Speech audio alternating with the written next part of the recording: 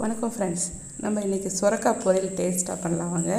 ஒரு ட்ரை கடாயில் ஒரு பிடி அளவுக்கு வேர்க்கடலை எடுத்து நல்லா ட்ரையாக வறுத்து இதை ஆற வச்சு பொடி பண்ணி வச்சுக்கலாம் ஃப்ரெண்ட்ஸ். இப்போ இன்னொரு கடாயில் 2 ஸ்பூன் எண்ணெய் விட்டு கடுகு, உளுத்தம்பருப்பு, பெருங்காயத்தூள், ஒரு வரமிளகாய், ஒரு பச்சை மிளகாய், அது கூடவே ஒரு பெரிய வெங்காயம் பொடியாக நறுக்கினது இதை போட்டு நல்லா வதக்கிக்கலாங்க.